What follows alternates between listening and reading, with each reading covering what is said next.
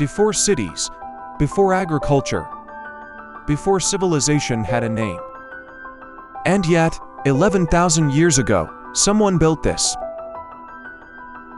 If this comes before civilization, then what we know comes after the truth. Before cities, before agriculture, before civilization had a name. And yet, 11,000 years ago, someone shaped stone with purpose. If this came first, then what we know came later. This is the part of the story where exclamations begin to struggle. Not because the stones are mysterious, but because they are intentional. Someone chose this place. Someone planned these shapes. Someone organized people to build something that would last. That level of purpose does not belong to a world without structure. Yet Göbekli Tepe stands exactly there. If this came before civilization, then civilization didn't suddenly appear.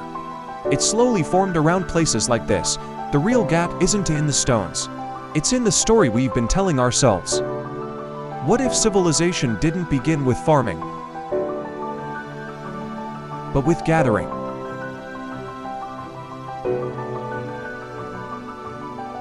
Göbekli Tepe may not be an isolated anomaly. Across different landscapes, we find structures that suggest planning, coordination, and shared purpose. Individually, they raise questions. Together, they hint at a pattern we may have overlooked.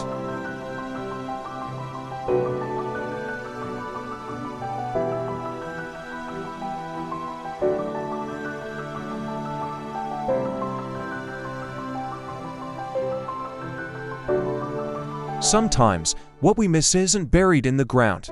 It's built into the assumptions we carry. We look for civilization where we expect it to appear, and overlook what doesn't fit the model. If civilization formed this way, then Göbekli Tepe was not alone. Similar beginnings may have existed elsewhere, shaped by different landscapes, but driven by the same human need to gather. If civilization began with gathering, then Göbekli Tepe was not unique. It may be one example of a much wider human pattern. How we define civilization shapes how we understand ourselves. If we place its beginning too late, we risk missing the reasons humans first came together, not for survival alone, but for meaning, organization, and shared purpose. And that changes how we read the past. Göbekli Tepe doesn't solve the mystery of civilization. It reminds us that our explanations are incomplete. What we call beginnings may actually be turning points, and what we label as primitive may already hold structure and meaning.